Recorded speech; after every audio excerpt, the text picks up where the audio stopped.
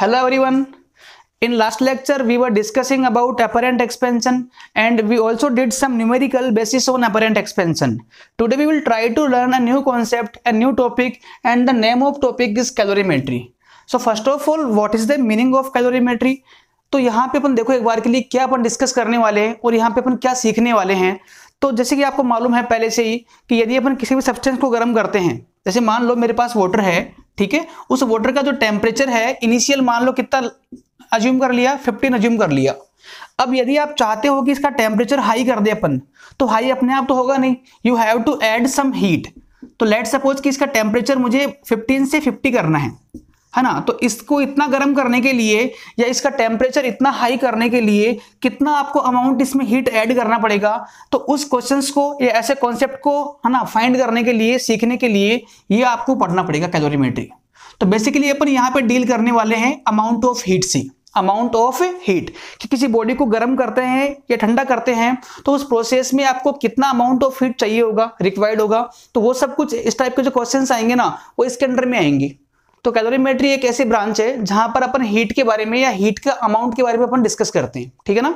तो अच्छा, इसको ना आगे बढ़ने से पहले एक और पॉइंट है, इसका सब पार्ट है, सब हेडिंग है, उसको अपन बोलेंगे gram specific heat, gram specific heat. और इसका सिंबल रहेगा SG, G stand for gram and S for specific. तो पहली बात तो कि इसका मीनिंग क्या है and what is the definition. तो आप ध्यान दें एक बार के लिए, इसका जो डेफिनेशन होता है वो ये होगा, it is defined as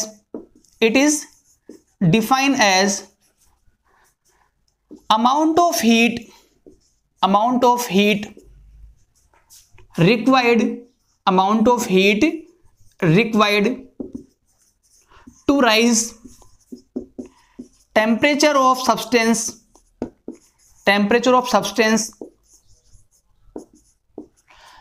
required to rise temperature of substance by 1 degree Celsius,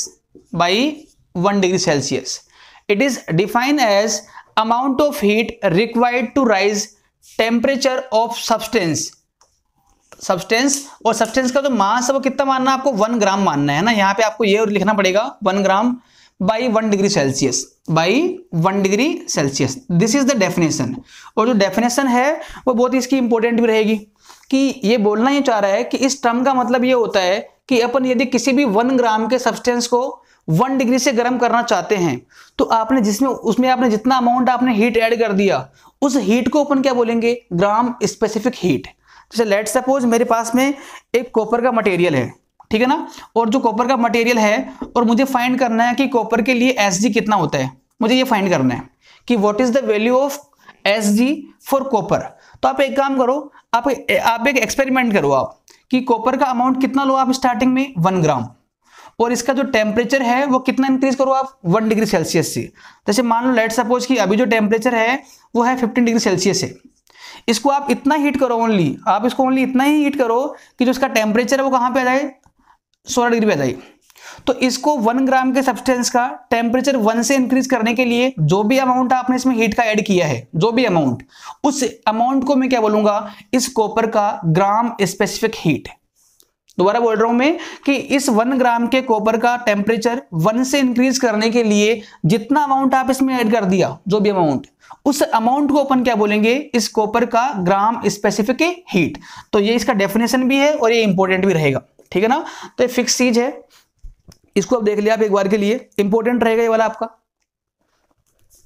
अब देखो आगे अपन बात कर रहे हैं, जैसे मान लो ये कोई जरूरी नहीं है हर बार कि आपका जो मास हो किसी भी सब्सटेंस का 1 ग्राम ही हो, और ना ही ये जरूरी है कि जो टेम्परेचर अपन चेंज कर रहे हैं 1 से चेंज कर रहे हैं अपन, है ना। तो थोड़ा अपन जनरलाइज फॉर्मूला ड्राइव कर रहे हैं अपन, जनरल फॉर्मूला। तो एक काम करता हूं मैं, 2 कॉलम बना रहा हूं मैं, सॉरी 3 कॉलम बनेगी यहाँ पे, एक कॉलम यहां बनेगा, एक ये वाला और एक बन जाएगा। यहां पे अपन लिखेंगे अमाउंट ऑफ सब्सटेंस कि कितने अमाउंट को अपन गर्म कर रहे हैं, ठीक है ना, amount of substance. Second part में आएगा change in temperature, and third part में आएगा रिक्वायर्ड हीट, ठीक है। तो एक काम करें अपन कि लेट सपोज मेरे पास में सब्सटेंस जो है वो 1 ग्राम है, कितना मान लिया अपन ने, 1 ग्राम मान लिया। जो बेसिक डेफिनेशन है इसकी वही अपन यहाँ पे यूज कर रहे हैं स्टार्टिंग में। तो यदि अपना अमाउंट ऑफ सब्सटेंस 1 ग्राम है और उसका टेम्परेचर अपन 1 से इंक्रीज करते हैं, 1 से इंक्रीज करते हैं, तो जो आपको उसको हीट देना पड़ेगा उस हीट का नाम क्या होता है, Sg, specific heat, specific heat. अच्छा, कई बार इसको ओनली स्मॉल एस भी बोलते हैं, है ना, Sg बोल दो भले ही, या भले ही आप इसको स्मॉल एस बोल दो, एक ही बात है ना। अच्छा, अब देखो ये कोई हर बार हार्ड एंड फास्ट रूल नहीं रहेगा कि आपका जो मास है 1 ग्राम ही रहे। लेट सपोज आपका मास है m ग्राम, कितना मान लिया अपन ने, m ग्राम, और m ग्राम मास का टेम्परेचर 1 से इंक्रीज करने के लिए, 1 से इंक्रीज करने के लिए जो आपने उसमें हीट ऐड किया है ना, वो बताओ कितना आएगा। तो bye simple using unitary method कि यदि 1 के लिए हीट आपने इतना ऐड किया था तो ऑब्वियसली m ग्राम के लिए आपका हीट कितना हो जाएगा, तो वो आपका हो जाएगा ms, है ना, ms, या आप ये और बोल दो msg, एक ही बात है ना, g स्टैंड फॉर ग्राम। अब देखो एक और अपने को काम करना पड़ेगा कि लेट सपोज कि मास कितना है, m ग्राम है, ठीक है, बट ये भी कोई जरूरी नहीं है कि जो आपका टेम्परेचर है वो 1 से अपन इंक्रीज करे हर बार। तो लेट सपोज कि डेल्टा टी मान लो इसको आप, कि जो टेम्परेचर है वो कितने से इंक्रीज हो रहा है, डेल्टा टी डिग्री सेल्सियस से इंक्रीज कर रहे हैं अपन। तो उस m ग्राम के सब्सटेंस को इतना गर्म करने के लिए बताओ कितना हीट देना पड़ेगा आपको, तो वो अब आपका आएगा msg डेल्टा टी। 1 ग्राम के लिए 1 डिग्री से गर्म करने के लिए इतना हीट चाहिए, m ग्राम को 1 से गर्म करने के लिए इतना हीट चाहिए होगा, तो m ग्राम को डेल्टा टी से हीट करने के लिए जो आपको हीट का अमाउंट है वो इतना चाहिए होगा, msg डेल्टा टी, या इसको आप ओनली इतना बोल दो ms delta T, ms delta T. तो देखो आप एक बार के लिए, तो जो आपका फॉर्मूला आ गया Q का, ये Q क्या है आपकी, Q आपका है रिक्वायर्ड हीट, रिक्वायर्ड हीट, ठीक है। बताओ कितना आ गया आपका, वो आपका आ जाएगा ms delta T, ms delta T. देख ले इसको एक बार के लिए आप कि जो Q है आपका वो है कि किसी भी एक m ग्राम के सब्सटेंस को डेल्टा टी से हीट करने पे, है ना, उसको गर्म करने के लिए कितना आपको उसको हीट देना पड़ेगा बाहर से, तो वो अपना आएगा ms डेल्टा टी। अच्छा भाई देखो इसमें एक और काम है कि यदि मैं आपको इसका उल्टा बोलूं, रिवर्स बोलूं, रिवर्स कैसे, कि मैं आपको ये बोलूं कि किसी m ग्राम के सब्सटेंस को मैंने डेल्टा टी से कूल कर दिया, ठंडा कर दिया। जैसे मान लो कि जो सब्सटेंस है पहले मान लो है 50 के ऊपर है, 50 डिग्री सेल्सियस, और उसको मैं ठंडा करके कूल करके 40 पे ले आया, तो अब की बार चेक करेंगे डेल्टा टी जो है उसमें कमी आ रही है, जो टेम्परेचर वहां पे कमी आ रही है, तो अब की बार टेम्परेचर में कमी आएगी तो वहां से हीट रिलीज होगी, सब्सटेंस से हीट बाहर जाएगा। ये कॉमन सेंस की बात है कि यदि आप किसी बॉडी को गर्म करना चाहते हो, है ना, उसका जो टेम्परेचर है वो आपको चेंज करना है, बढ़ाना है, तो बढ़ाने के लिए आपको उसको हीट देना पड़ेगा, आपको उसको बाहर से गर्म करना पड़ेगा, तब जाके टेम्परेचर आपका इंक्रीज हो पाएगा। बट इसका उल्टा जो सिनारियो बनेगा कि यदि आप चाह रहे हो कि कोई बॉडी ठंडी हो जाए, है ना, कूल डाउन हो जाए, तो कूल डाउन जब होगी तो उस टाइम पे बॉडी से एनर्जी फ्री होती है, और वो कितनी फ्री होगी, तो उसका जो फॉर्मूला रहेगा वो भी सेम ही रहेगा। तो ये जो फॉर्मूला है ms डेल्टा टी, ये रिक्वायर्ड हीट का भी है, और एक और इसमें आएगा रिलीज हीट, उसका भी यही रहेगा ms डेल्टा टी। बस डिपेंड करता है क्वेश्चन के ऊपर कि यदि आपका टेम्परेचर डाउनफॉल हो रहा है, डिक्रीज हो रहा है, तो वहां से हीट फ्री होती है, ठीक है ना, और यदि आपका जो टेम्परेचर है वो इंक्रीज हुआ है, इट मींस कि आपने उसमें बाहर से हीट को ऐड किया है, दोनों बातें। बट जो आपके आंसर्स आएंगे, है ना, वो दोनों के यहीं से आएंगे, ms डेल्टा टी और ms डेल्टा टी। थोड़ा इसको अपन और देखते हैं एक बार के लिए। जैसे मान लो, है ना, मेरे पास वाटर है ना, तो इस वाटर को मैंने गर्म कर रखा है, ठीक है, इस वाटर को मैंने गर्म कर रखा है, और लेट सपोज कि जो टेम्परेचर है इसका इनिशियल वो लेट सपोज 40 डिग्री सेल्सियस है, 40 है। अब मैंने इसको सराउंडिंग में रख दिया यहां पर, ऐसे कैसे, तो ध्यान दे क्या होने वाला है इसमें, कुछ देर बाद में आप देखोगे कि जो इसका टेम्परेचर है वो डाउनफॉल हो जाएगा। तो मान लो कि कहां पे आ गया, 20 पे आ गया। तो बताओ कि जब इसका टेम्परेचर यहां से यहां आया, डाउनफॉल हुआ है, तो उस टाइम पे क्या हुआ है कि इसका जो हीट था वो सराउंडिंग में चला गया। तो यदि अपन बात करें वाटर के लिए, तो वाटर के जो कहीं ना कहीं हीट में कमी आई है ना, तो वाटर से हीट अपनी रिलीज हो रही है, तो यहाँ पे जो है आपकी हीट रिलीज हो रही है। तो जब भी आपका टेम्परेचर जो है वो डाउनफॉल हो रहा है तो वहां पर आपका हीट रिलीज होगा, और यदि आपका टेम्परेचर बॉडी का इंक्रीज हो रहा है तो वहां पे आपको उसको हीट देना पड़ेगा। और दोनों ही चीजों को फाइंड करने के लिए जो फॉर्मूला होगा वो होगा ms delta T, ms delta T. यहां पर जो m है वो मास ऑफ सब्सटेंस है, मास ऑफ सब्सटेंस है, और जो s है वो है ग्राम स्पेसिफिक हीट, और डेल्टा T है चेंज इन टेम्परेचर। ओके, अच्छा देखो इसमें एक और चीज आप यहां पे ऐड कर लो, यहां पे होता है at constant phase, at constant phase, इसका जो मीनिंग है वो अपन बाद में डिस्कस करेंगे, एट कांस्टेंट फेज। ठीक है, अच्छा भाई इसको आप नोट कर ले, फिर अपन क्वेश्चन करने वाले हैं 16।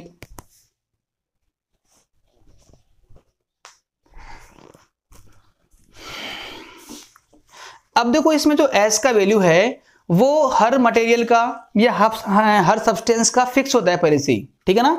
ये एक थ्योरेटिकल रहेगा, तो वो आपको याद करने पड़ेंगे, एक आधे 3 चीजों के आपको जो S की वैल्यूज है आपको याद करनी पड़ेगी, है ना। बाकी की यदि कोई पूछेगा तो आपको क्वेश्चन में दिया हुआ आएगा, है ना। बट जैसे मान लो कि वाटर के लिए S कितना होता है, या जो आइस है उसके लिए Sg का वैल्यू कितना होता है, या वेपर के लिए Sg का वैल्यू कितना होता है, तो ये 3 वैल्यूज आपको याद करनी पड़ेगी। और इनके अलावा यदि और कोई चीज दे रखी है आपको, है ना, तो उसका जो S का वैल्यू है वो क्वेश्चन में दिया हुआ आपको आएगा।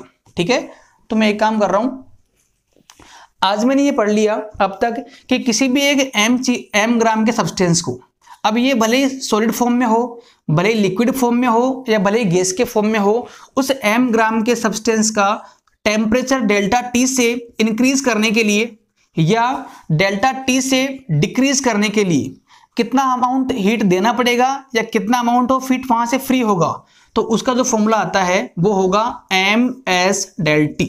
यहाँ पे m उस बॉडी का मास है ग्राम में, और s जो है उस बॉडी का ग्राम स्पेसिफिक हीट है, ग्राम स्पेसिफिक हीट, और डेल्टा T है change in temperature, change in temperature. ये मैंने पढ़ लिया।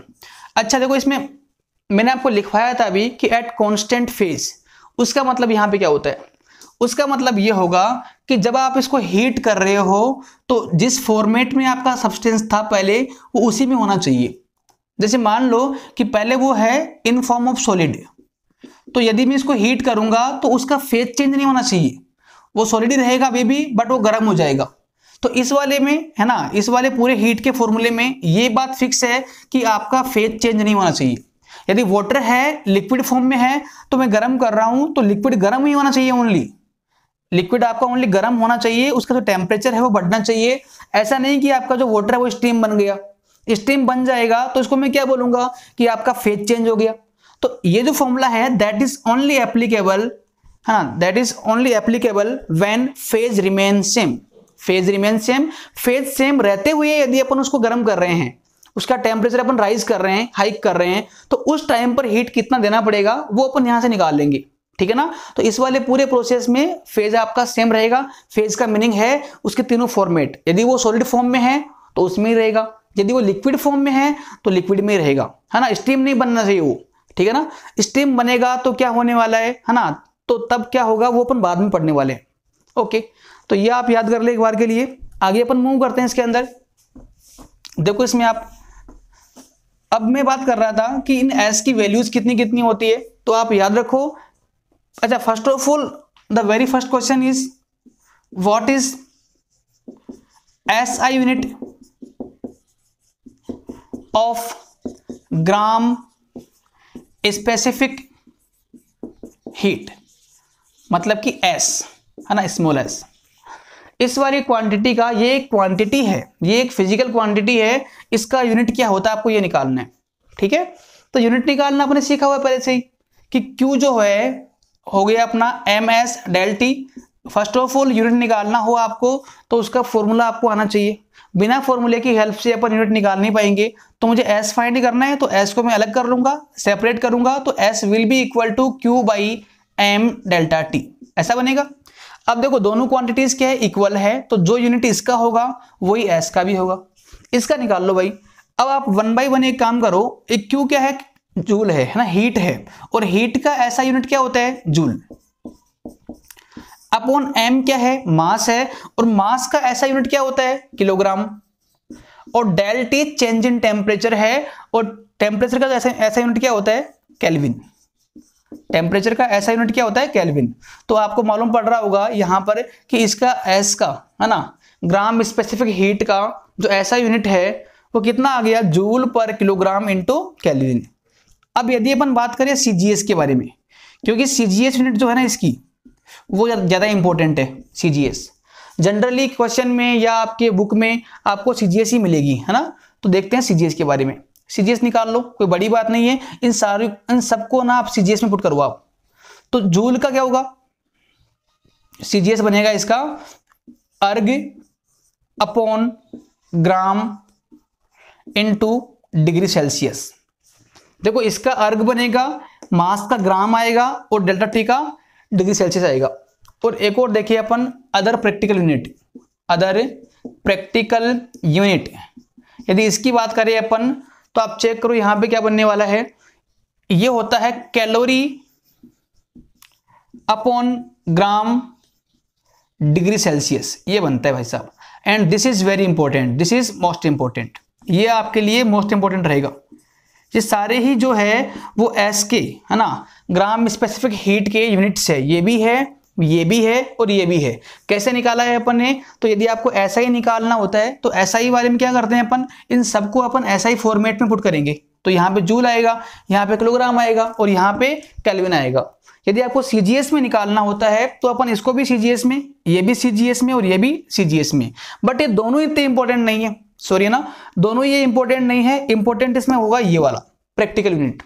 प्रैक्टिकल क्या होती है, calorie upon gram degree Celsius, है ना। This is very important, generally question में आपको दिया हुआ आएगा ये वाला फॉर्मेट, ठीक है। तो ये आपको याद करना पड़ेगा। देखो आगे बढ़ते हैं अपन। अब ये क्वेश्चन अपने कर लिया, तो देखो यूनिट निकालना कोई बड़ी बात नहीं है, अपन निकाल लेंगे आराम से। बस यूनिट निकालने के लिए उस क्वांटिटी का फॉर्मूला क्या है ये आपको आना चाहिए। यदि आप इतना कर पाओगे तो इजीली आप यूनिट निकाल लोगे उसकी। चलो देखो इसमें अब नेक्स्ट देखो, आप अपन बात कर रहे थे कि इस एस का वैल्यू, ग्राम स्पेसिफिक हीट का वैल्यू वाटर के लिए कितना होता है। वाटर के लिए तो ये होता है 1 कैलोरी पर ग्राम डिग्री सेल्सियस, ये ठीक है ना, ये होता है 1 कैलोरी, ठीक है ना। ये कि एस ऑफ वाटर, वाटर का जो ग्राम स्पेसिफिक हीट है वो इतना होता है। अच्छा इसका मीनिंग क्या है, व्हाट इज द सिग्निफिकेंस। तो यदि अपन उसकी बात करें, तो देखो आप, इसका मीनिंग ये होगा कि 1 ग्राम वाटर का टेम्परेचर 1 डिग्री से राइज करने के लिए आपको उसमें कितना हीट ऐड करना पड़ेगा, तो वो आंसर आएगा 1 कैलोरी। क्योंकि इस ग्राम स्पेसिफिक हीट का मीनिंग क्या होता है ये अपन ने पहले डिस्कस कर लिया कि that is defined for 1 gram and 1 degree Celsius. तो एस ऑफ वाटर का मीनिंग ये होगा कि 1 ग्राम वाटर का टेम्परेचर 1 डिग्री सेल्सियस से हाइक करने के लिए जो आपने अमाउंट ऑफ हीट ऐड किया है वो कितना होगा, 1 कैलोरी होगा। और बात करें अपन एस ऑफ आइस, कि आइस के लिए इसका वैल्यू कितना होगा, तो वो होता है 0.50 calorie upon gram degree Celsius, ये होता है आइस के लिए, ठीक है ना। और लास्ट अपन देखते हैं स्टीम के लिए या वेपर के लिए। ये एस का वैल्यू है ना, ये एस बना रहा हूं मैं से ना, ये होता है 0.49 कैलोरी ग्राम डिग्री सेल्सियस। ये तीनों जो वैल्यूज है वो आपको याद करनी है, ऐसे कैसे, ठीक है ना, तीनों वैल्यूज। अच्छा भाई यहां से एक क्वेश्चन ये बन सकता है यदि आप चाहो तो, कि मैं आपसे ये पूछूं कि कौन से सब्सटेंस को गर्म करना आसान है। तो देखो आप कि वेपर को गर्म करना आसान है, बिकॉज वेपर यदि मान लो कि 1 ग्राम वेपर है मेरे पास में, उसका टेम्परेचर 1 से राइज करने के लिए मुझे ओनली कितना हीट चाहिए, 0.49। जबकि 1 ग्राम वाटर का टेम्परेचर 1 से राइज करने के लिए कितना हीट चाहिए, 1 कैलोरी। और बात करें आइस के लिए तो कितना चाहिए आपको, 0.50 कैलोरी। तो यहां से इनके जो वैल्यूज है वो देख के मालूम पड़ रहा है कि वेपर को हीट करना आसान है, क्योंकि वेपर को 1 डिग्री से हीट करने के लिए ओनली आपको अमाउंट कितना चाहिए, 0.49, ठीक है ना। तो ऐसे क्वेश्चंस यहां बन सकते हैं, ये आप याद कर लो, ठीक है ना। ये वैल्यूज डायरेक्टली आपको याद करनी पड़ेगी, क्योंकि कई बार क्या होता है न्यूमेरिकल्स में या क्वेश्चन में आपको ये वैल्यूज गिवन नहीं होगी, तो वो आपको आना चाहिए। बाकी इसके अलावा यदि और कोई सब्सटेंस होगा, जैसे मान लो कॉपर है, स्टील है, उनके एस की वैल्यूज कितनी कितनी होती है, that will be given in question. तो आपको उनकी टेंशन नहीं करना है, आप याद कर ले, ठीक है। आगे देखो इसमें आप एक और सवाल है ना। अच्छा पहले एक अपन क्वेश्चन कर लेते हैं। क्वेश्चन ये है कि find amount of heat to raise temperature of 1 kg water by 20 degree Celsius. 20 degree Celsius मतलब कि मेरे पास में 1 kg वाटर है ना। क्वेश्चन देखना आप कि लेट सपोज कि मेरे पास में एक है ना कंटेनर, मान लो ये कंटेनर है और इसमें मैंने एक वाटर फिल कर रखा है ना, वाटर फिल कर दिया और जो वाटर का अमाउंट है वो कितना आपका 1 kg है। और मुझे ये क्या करना है इसमें कि इस वाटर को मुझे कितना हीट करना है, कितना मुझे उसको हीट करना है 20 डिग्री सेल्सियस से। मतलब कि जो भी टेम्परेचर इसका पहले है उसको बढ़ा के मुझे 20 से ऊपर लेके आना है इसको। तो डेल्टा टी जो है दैट इज गिवन, कितना बोल रखा है 20 डिग्री सेल्सियस। आपको इसको इतना हाइट करना है, तो इसको इतना गर्म करने के लिए definitely you have to add amount of heat from outer side. Now the question is that what is the amount of heat. So the basic formula will be Q equal to ms del T, ms del T, because मैं पानी को गर्म कर रहा हूं है ना, तो गर्म करने के लिए कितना हीट चाहिए अपने को वो अपने को यहीं से मालूम पड़ेगा। अब देखो इसमें m कितना है। अब देखो कई बच्चे इसमें है ना वैल्यूज पुट करने में गलती करेंगे। आप एक काम करो कि m का वैल्यू कितना है 1 kg है, तो उसको आप पूरा लिखो एक बार के लिए आप 1 kg। ऐसे कैसे 1 kg इनटू में क्या है s। अब ये S क्या होता है, gram specific heat of water, because यहां पे वाटर की बात हो रही है। और ये कितना होता है 1 कैलोरी अपॉन ग्राम, इनटू में क्या आएगा डिग्री सेल्सियस। और डेल्टा टी की बात करें अपन, डेल्टा टी तो वो है चेंज इन टेम्परेचर, कि उसको आप फर्दर कितना गर्म कर रहे हो, तो वो आपको गिवन है 20 से गर्म कर रहा हूं मैं, तो यहां पे आएगा 20 डिग्री सेल्सियस। अब देखो यहां पर कि कहां क्या कन्वर्ट करना है वो देखिए एक बार के लिए आप, कि यदि आपने ऐसे प्रॉपर ढंग से काम किया है ना तो आप गलती कहीं भी नहीं करोगे। आप चेक करो कि डिग्री सेल्सियस ऊपर भी है नीचे भी है, तो इससे तो ये कटेगा। ओके, अब चेक करो कि ऊपर तो किलोग्राम है और नीचे क्या है ग्राम है, तो मैं इस किलोग्राम को ग्राम से काट नहीं पाऊंगा। किलोग्राम जो होगा वो ग्राम से कैंसिल नहीं होगा, तो कैंसिल करने के लिए पहले आपको जो कन्वर्जन है वो अप्लाई करना पड़ेगा, क्योंकि 1 kg कितना होता है 1000 ग्राम के बराबर। तो ये अपने को पता है, तो आप एक काम करो इसको कैंसिल करने के लिए 1 kg को लिखो फर्दर कितना 1000 ग्राम।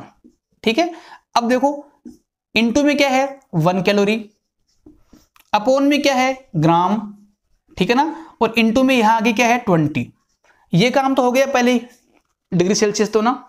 अब चेक करो इसको मैं काट पाऊंगा आराम से, इसको इससे कटेगा ग्राम से ग्राम, तो आप चेक करो 20 इंटू 1000 कितना हो गया 20,000। और चेक करो ग्राम भी कट चुका है, डिग्री सेल्सियस भी कट चुका है, तो ओनली एक ही चीज बाकी रह रही है यहां पर कैलोरी। तो ये आपका आ गया अमाउंट ऑफ हीट। क्यों, मतलब कि इतने पानी को इतना गर्म करने के लिए आपको उसमें इतना अमाउंट ऑफ हीट जोड़ना पड़ेगा, इतना अमाउंट ऑफ हीट आप उसमें ऐड करोगे तब जाके ये आपका काम होगा। क्या मेरी बात सही है क्या? देखो कभी भी ऐसे मान लो कि आपका ध्यान यहां पे नहीं आता, तो आप क्या करते हैं इसको यहां से काटते हैं आराम से, तो आपका आंसर क्या आता, your answer will be 20 calorie. यदि आपको इतना कन्वर्जन का आइडिया नहीं होता तो आपका आंसर कितना आ रहा है, यहां से 20 आ रहा है, जो कि आपका आंसर रॉन्ग रहता। इसीलिए यदि आपको डाउट लगे कि यार इनकी वैल्यूज जो एसआई यूनिट्स है वो कैसी कैसी बोल रखी है, तो उस टाइम पे आप हर चीज को है ना प्रॉपर ढंग से पुट करो आप, कि m जो है मास है कितना गिवन है 1 kg, तो उसको आप पूरा लिखो यहाँ पे 1 kg विद यूनिट।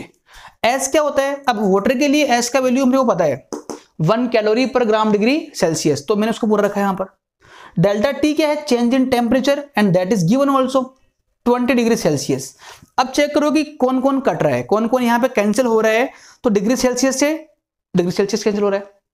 इसके अलावा किलोग्राम ऊपर है और अपॉन में ग्राम है, तो ये कट नहीं पाएगा, तो उसको है ना कैंसिल करने के लिए we will use this conversion formula that 1 kg is equal to 1000 gram. तो इसको मैंने यहां रिप्लेस किया, और रिप्लेस करने से क्या होगा कि ये अब ग्राम से ग्राम काट पाएंगे आराम से अपन, तो ये अपना आंसर आएगा 20 इंटू 20,000 और कैलोरी यहां बच गया, तो 20,000 कैलोरी, ये अपना आंसर आ गया।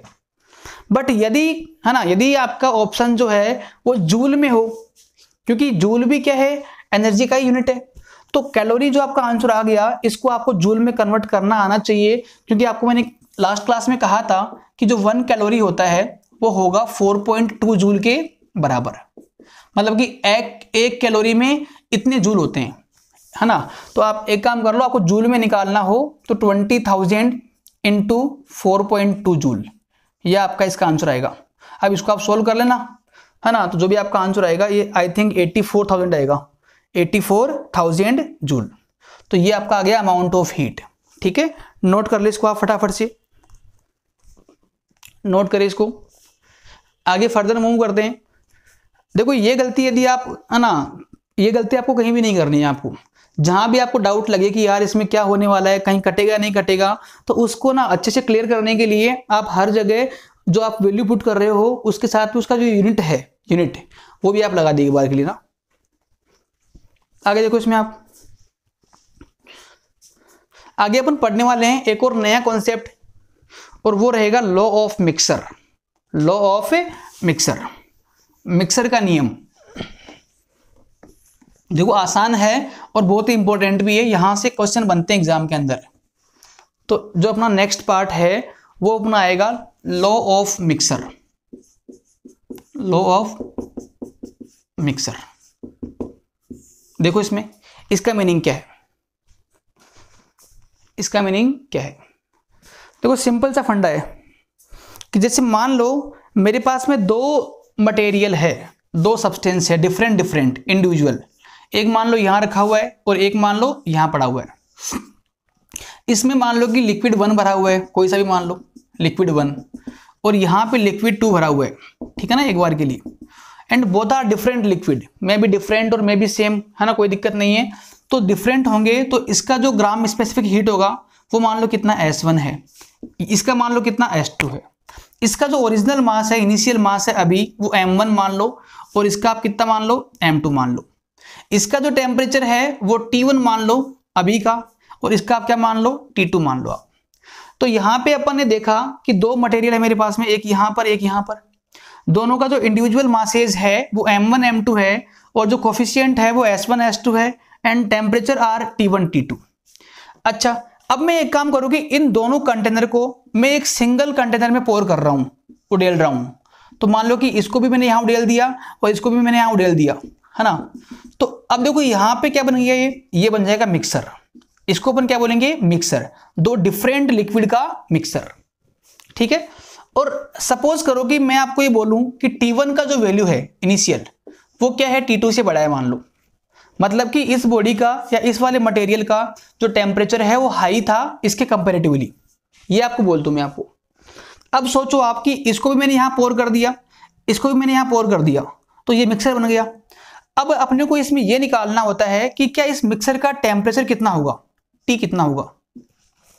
आप सोचो कि यहां जब अपन इसको ऐड करेंगे तो ऐड करते ही क्या होगा कि ये बॉडी क्या है, हॉटर बॉडी है, या ये जो सब्सटेंस है, जो मटेरियल है वो गर्म है इसके कंपेयर में। तो क्या होने वाला है, अपन ने पढ़ रखा है पहले ही कि हीट कहां से कहां फ्लो करती है, hotter to colder part, hotter to colder part. तो होने वाला क्या है कि इस वाले मटेरियल का जो हीट है वो यहां से निकलेगा और कहां जाएगा, ठंडे की ओर जाएगा, क्योंकि ये गर्म मटेरियल है, ठंडा ये वाला है। तो जैसे इनको मैं मिक्स करूंगा तो मिक्स करते ही क्या प्रोसेसिंग होगी, यहाँ पे प्रोसेसिंग यहाँ पे ये होगी कि इसका हीट निकल के वहां जाएगा। और ये हीट कब तक फ्लो करेगा, जब तक कि इन दोनों का टेम्परेचर क्या ना हो जाए, बराबर ना हो जाए। क्योंकि देखो इस वाले मटेरियल से हीट निकलेगा तो इसका जो टेम्परेचर वो कम होगा, और वो जो हीट निकला है वो किसको मिलेगा, इसको ही मिलेगा। तो इसका जो टेम्परेचर हाई होगा। तो एक पॉइंट ऐसा भी आएगा जब ये कम होके और ये बढ़ के, है ना, सेम वैल्यू पे जाएंगे। और जैसे जो इनका टेम्परेचर है वो बराबर हो जाएंगे, उसके बाद में फर्दर आपकी हीट फ्लो और नहीं करेगी। तो उस कंडीशन को अपन क्या बोलते हैं, उसको अपन बोलते हैं इक्विलिब्रियम कंडीशन। इक्विलिब्रियम कंडीशन, दोबारा सुनिए एक बार के लिए कि पहली बात तो आपको ये आना चाहिए कि हीट का फ्लो कहां से कहां होता है, हाई टू लो टेम्परेचर। तो यदि मैंने उनको मिक्स कर दिया यहां पर एक सिंगल कंटेनर में, तो हीट यहां से यहां जाएगी। और अब हीट कब तक जाएगी, तो हीट तब तक जाएगी जब तक दोनों बॉडीज के या दोनों मटेरियल के जो टेम्परेचर है वो इक्वल ना हो जाए। तो जैसे मान लो इसका टेम्परेचर कम होके कुछ T हो गया, इसका बढ़ के मान लो क्या हो गया, T हो गया। तो जैसे आपका टेम्परेचर इक्वल हो जाएगा दोनों का, उसके बाद में आपकी फर्दर आपकी हीट फ्लो नहीं करेगी।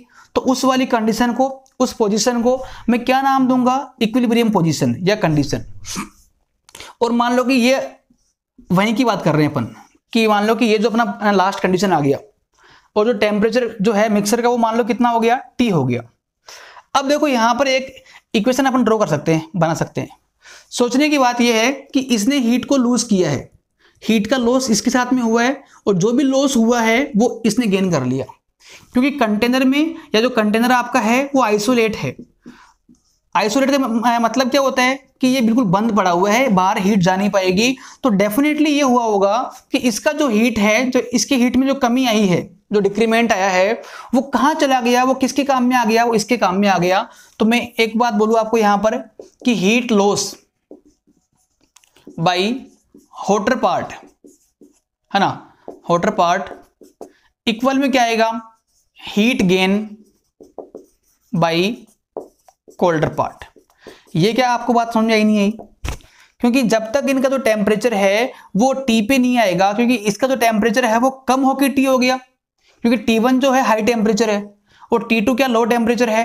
तो डेफिनेटली जो टेम्परेचर T ये वाला है ना, वो इससे तो कम रहेगा और इससे बड़ा रहेगा, क्योंकि जब भी आपका इक्विलिब्रियम आएगा तो उस टाइम तक इसने कुछ हीट को लूज कर दिया है और इसने कुछ हीट को गेन कर दिया है। तो यदि हीट लूज की है तो जो टेम्परेचर होगा वो T जो है वो T1 से कम होगा, ठीक है ना। अब बताओ कि heat loss by hotter part will be equal to heat gain by colder part. अब बताओ कि इस वाले प्रोसेस में या इस वाले पार्ट को T1 से T पे आने में कितना हीट लॉस करना पड़ा। तो अपन ने अभी भी बात की थी कि भले ही हीट लॉस हो बट हीट गेन हो, उसका फॉर्मूला एक ही होता है, ms del T। बस फंडा क्या काम करेगा यहाँ पर कि यदि डेल्टा T आपका कम हो रहा है तो हीट का लॉस हुआ है, आपका T बड़ा है तो आपका हीट का गेन हुआ है। बताओ कितना हीट का लॉस होगा। तो आप देखो इसने तो हीट लॉस की है, कितनी करेगा वो करेगा m1s1 delta T। Delta T लिखो उसके लिए आप, वो ओरिजिनली T1 पे था और फाइनली T पे आ गया, तो डेल्टा T कितना आएगा, T1 minus T। Delta T क्या होता है, चेंज इन टेम्परेचर। तो ओरिजिनल टेम्परेचर उसका T1 है, बाद में T हो गया तो चेंज कितना आ गया भाई, T1 माइनस T का। तो ये आ गया हीट का लॉस। और जो हीट गेन देखो आप, हीट गेन इसके लिए होगा तो ये अपना आएगा m2s2 again delta T। But देखो इसमें जो टेम्परेचर T है वो कुछ ज्यादा है T2 से, तो पहले मैं T को लिखूंगा माइनस T2। तो अपना इक्वेशन क्या आ गया, m1s1 T1 माइनस T और m2s2 T माइनस T2। अब क्वेश्चन में आप देखो इस वाली इक्वेशन में 3-4 चीजें हैं, m1 है, m2 है, s1 है, s2 है, T1 है, T2 है। तो 6 पैरामीटर तो आपको दिए हुए आएंगे क्वेश्चन में। ये 6 पैरामीटर जो है m1 m2 s1 s2 है ना, T1 T2 this thing will be given and आपको फाइंड क्या करना पड़ेगा, T निकालना पड़ेगा आपको। क्वेश्चन ऐसे आएंगे कि what is the final temperature of mixer, आपको T फाइंड करना है। तो ऐसे क्वेश्चंस को करने के लिए अपन ये वाला जो फॉर्मूला है अपन काम में ले लेंगे and this is called law of mixer. कि हीट है ना, इसको जो स्टेटमेंट रहेगा वो ये रहेगा कि it state that the heat loss by hotter part is always equal to heat gain by colder part. क्योंकि हीट का और कहीं जाना पॉसिबल नहीं है, क्योंकि आपका सिस्टम कैसा हो रखा है, आइसोलेट हो रखा है, आइसोलेट। इसलिए जितना हीट ये लॉस करेगा वही हीट ये गेन कर लेगा। तो बस मेन काम क्या है आपको इसका हीट लॉस निकालना है, इसका तो, और इसका आपको हीट गेन निकालना है। तो जब ये T1 से T पे आएगा तो कितना हीट लॉस करेगा, इतना। और जब ये T2 से T पे जाएगा बढ़ के तो ये कितना हीट गेन करेगा, उतना। बट इनडायरेक्टली मैं ये बोल सकता हूं कि दोनों अमाउंट क्या होने चाहिए, बराबर। इसीलिए बराबर कर दिया उनको अपन ने और ये इक्वेशन बना दिया। और इस इक्वेशन को हम बोलेंगे है ना इक्वेशन ऑफ मिक्सर। इसके रिगार्डिंग या इसके बेसिस पे क्वेश्चन जो है अपन नेक्स्ट लेक्चर में करेंगे, आज नहीं करेंगे ना। तो आज जो अपन ने पढ़ा है बेसिकली अपन ने ये पढ़ लिया आज कि कैलोरीमेट्री क्या होता है और जो ग्राम स्पेसिफिक हीट है SG उसका मीनिंग क्या होता है। और एक क्वेश्चन अपन ने वहां किया और लास्ट में अपन ने पढ़ लिया लॉ ऑफ मिक्सर, ठीक है ना। और ये जो इसका थ्योरी पार्ट अपन ने कर लिया, अब इसके बेसिस पे एक आधे न्यूमेरिकल्स अपन करेंगे नेक्स्ट लेक्चर में ना। ओके, तब तक के लिए बाय।